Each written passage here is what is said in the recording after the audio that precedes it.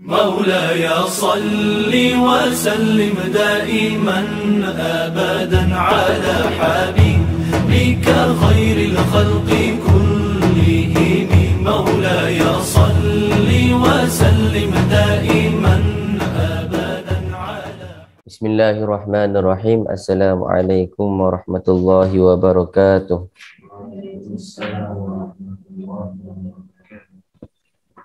Bismillah, alhamdulillah, qala mu'allif rahimahullahu ta'ala, nafa'anallahu bihi wa bi'ulumihi fid daraini, amin.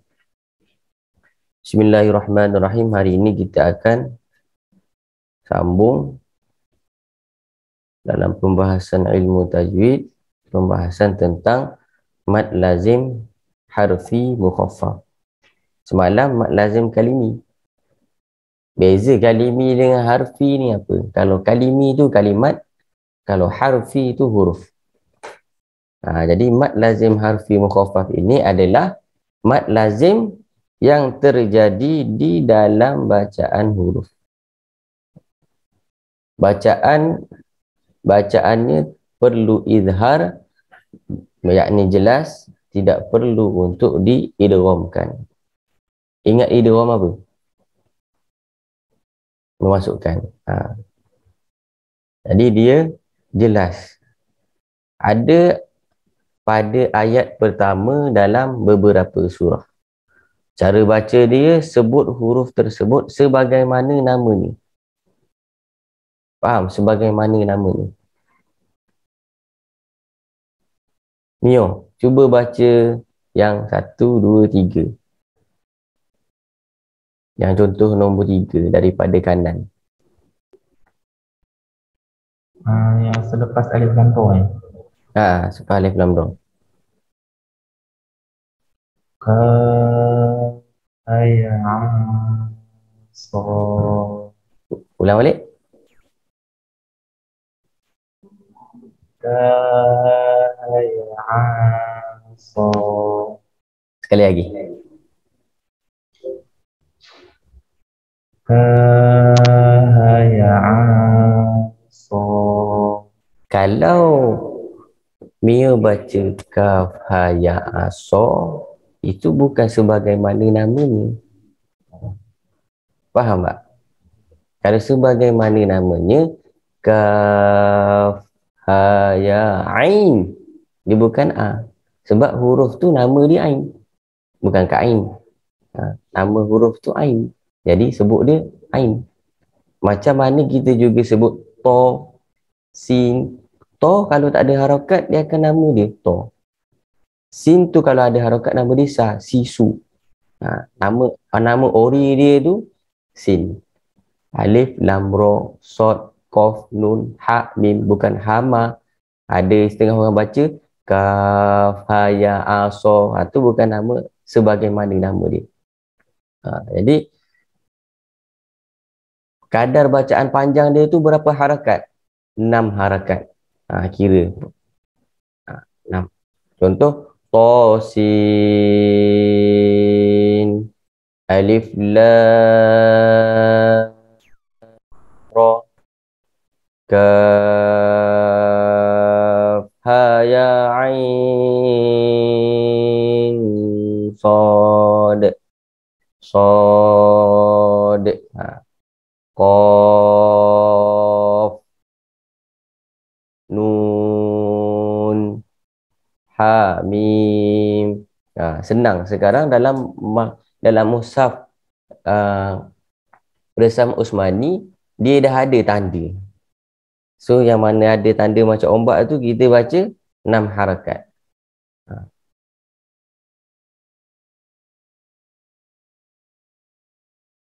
Tu mad lazim harfi mukhaffaf.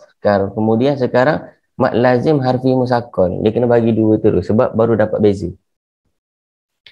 Mad lazim harfi musakkal itu mad lazim yang terjadi di dalam huruf, sama huruf.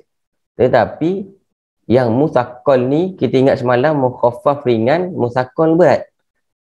Bacaannya perlu diidgham. Ada pada ayat pertama dalam beberapa surah.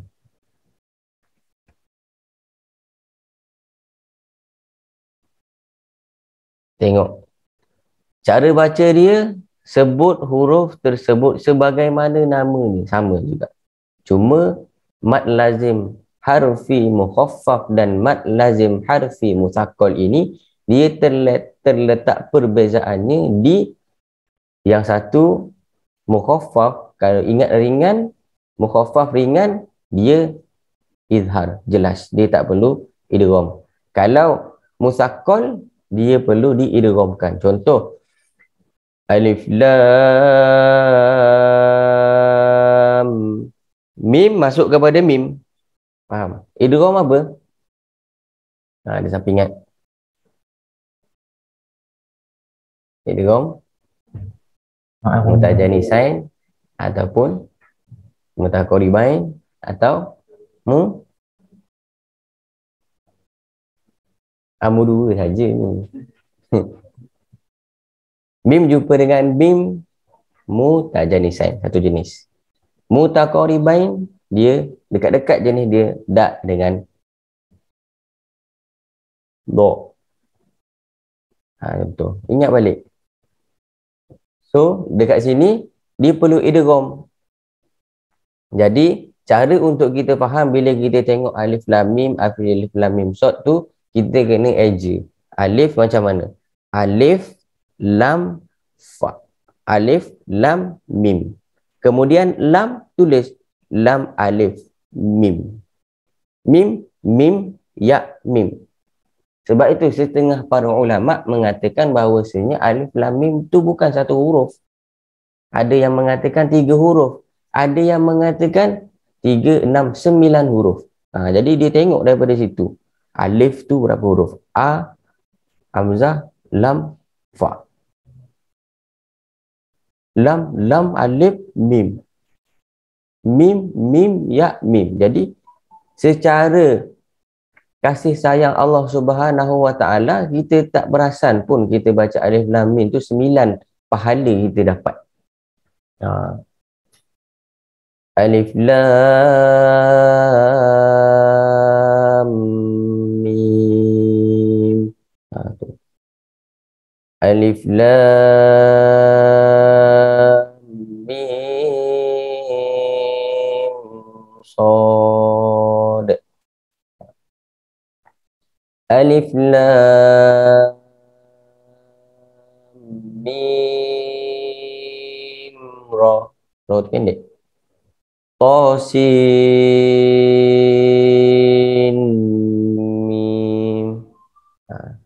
Jadi bila kita baca awal surah, maka ada 2 hukum bacaan dekat situ. Yang awal surah itu dimulai oleh Fawatihus Suwar. Ni dipanggil apa nama dia? Pembuka huruf yang macam ni. Yang mana tak ada ulama pun tahu apakah sebenarnya rahsia pada kalimat-kalimat ini. Kalau siapa perasan, di dalam istighosah pun ada benda ni. Cuma kita tak sampai baca lagi. Bertahap. Dekat guru saya kata pun istighosah tu bertahap. Jangan bagi semua. Nanti daripada mampu jadi tak mampu tinggal. Tu kita buat sikit-sikit. Kita naik sikit.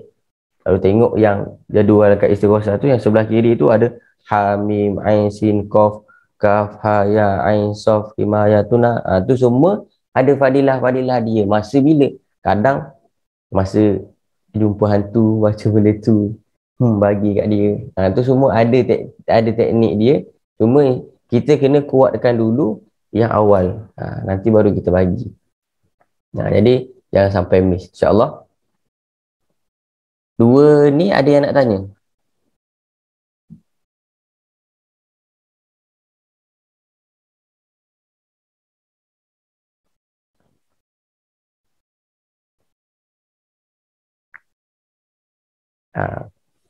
Kemudian ada satu hadis yang diriwayatkan oleh Imam Abdul Hakam radhiyallahu anhu rahmatullah alaih, berkata, beliau mengatakan, ni kisah tentang Imam Malik. Siapa kenal Imam Malik?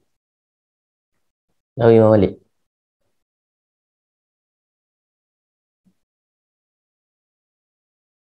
Imam Malik kenal? Imam Malik dia ada seorang murid yang sangat masyhur. Ada siapa tahu? Anak murid dia tu yang kita baru belajar fikih dengan dia. Imam Syafi'i adalah murid Imam Malik. Panjang nanti insya-Allah pada masanya kita akan baca biografi imam-imam, biografi, kita akan bacakan cerita kisah-kisah sahabat, kita akan sharekan tarikh-tarikh sejarah dalam Islam, pelajaran tarikh sejarah Islam insya-Allah. Tapi kita mulakan dulu pelan-pelan, slow-slow kita belajar tajwid dulu sekarang. Jadi di dalam hadis ini kana malika idza dakhala Ramadan yafiru min qira'atil hadis wa mujalasati ahli ilm wa aqbala ala tilawatil Quran minal mushaf. Maksudnya Imam Malik apabila masuk sahaja bulan Ramadan, beliau akan meninggalkan majlis pembacaan hadis serta meninggalkan majlis bersama para ulama, lalu beliau memfokuskan diri kepada pembacaan Al-Quran dari mushaf. Faham? Maksudnya di sini beliau Imam Ibnu Abdul Hakam mengatakan Imam Malik seorang imam besar di zamannya pada masa itu. Beliau meninggalkan majlis pembacaan hadis dan meninggalkan majlis dengan para ulama untuk apa? Untuk fokuskan diri kepada pembacaan Al-Quran dari mushaf. Jadi beliau seorang ulama besar pun beliau beliau meninggalkan majlis bacaan hadis, yang mana kalau majlis beliau itu ribuan orang akan duduk untuk mendengarkan hadis-hadis yang akan disampaikan oleh beliau, sampai ada satu kitab besar karangan Imam Malik yang dinamakan Muwatta Imam Malik. Beliau tinggalkan bacaan hadis, beliau tinggalkan majlis para ulama untuk apa? Untuk fokuskan diri kepada baca Al-Quran. Dan alangkah malunya kita kalau kita tak dapat luangkan masa pada bulan Ramadan yang tak lama lagi ini untuk kita dapat khatam Al-Quran. Dulu baginda Nabi Muhammad SAW khatam 2 kali. Pada siang hari dengan malaikat Jibril, pada malam hari di dalam solat tarawih ataupun solat qiyamul lail. Jadi maksudnya Nabi ajarkan kepada kita apabila masuk bulan Ramadan, syahrul Ramadan, yakni syahrul Quran, bulan untuk kita baca Al-Quran. Jadi kita niat belajar tajwid ni untuk apa? Untuk kita mempersiapkan diri kita untuk masuk bulan Ramadan, kita dapat baca Al-Quran dengan sempurna. Daripada sekarang ni Allah Subhanahu Wa Taala dah kira dah pahala kita untuk bulan Ramadan. Alangkah untungnya kita kalau kita pasang niat sekarang. Sebab di antara kita berbeza niat. Ada yang duduk niat semata-mata nak dengar sahaja, nak tahu. Ada yang duduk sebab nak dapat baca Al-Quran dengan fasih. Ada lagi yang hebat yang macam tadi. Dia duduk sekarang tetapi dia niat supaya nanti bulan Ramadan saya dapat baca Al-Quran dengan betul. So daripada sekarang Allah dah kira dah pahala dia untuk amalan dia pada bulan Ramadan, walaupun dia tak tahu lagi dia sampai ke belum pada bulan Ramadan itu, sampai ke tidak. Jadi kita kalau boleh, sebab kata para ulama, niatul mukmin khairun min amalihi, niat ni orang beriman itu lebih baik daripada amal ni. Bukan bermaksud kita niat saja tak perlu amal. Ada orang kata niatul mukmin khairun min amalihi, niatnya orang beriman tu lebih baik daripada amal. So baik niat je tak payah amal. Bukan macam tu. Jadi maksudnya dalam niatul mukmin khairun min amalihi tu, kita niat baik, Allah Subhanahu Wa Taala dah beri dah pahala kepada kita. Sebelum kita melaksanakan amal itu. Contoh pagi ni kita niat untuk bantu kawan office kita, dah niat, Allah bagi pahala. Kita bantu, kita dapat pahala yang sempurna. Berbeza dengan kalau kita niat untuk keburukan. Oh, kejap lagi saya nak bunting, saya nak datang lambat, ataupun saya nak balik awal lah, ataupun macam-macam, saya nak tidur lah, apalah. Niat yang buruk, Allah tak kira lagi dosa. Kan? Melainkan kalau kita buat, baru Allah kira. Begitu sayangnya Allah Subhanahu wa taala kepada kita. Wa in hamma bihasanatin fa amilaha fa kataballahu lahu hasanatan kamilatan. Nabi kata, kalau kita niat baik, kita tak buat lagi, Allah dah kira. Kalau kita buat, Allah kira sebagai pahala yang sempurna. Maka kita niat belajar tajuk kita ni untuk apa? Jangan kita bila kita pandai, kita lupa diri kita yang dulu sampai kita jadi sombong.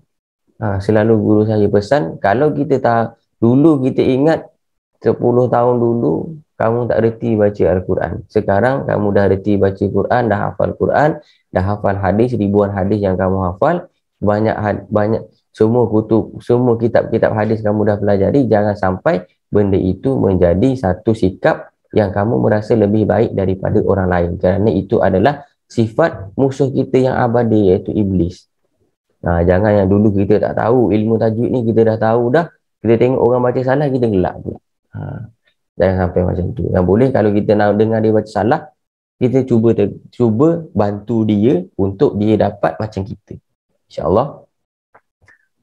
Itu penting indahnya ada ilmu. Maulaya salli wa sallim daiman abada ala habibika khairil khalqi kullihim huwal habibul ladzi turja syafa'atuhu kulli hawlim minal ahwali muqtahimi ya rabbi bil mustafa balligh maqasidana Finnana ma madaya wasi'al karami marrahimin ya arhamar rahimin alal muslimin. Bismillahirrahmanirrahim. Ya Rabbana a'tarafna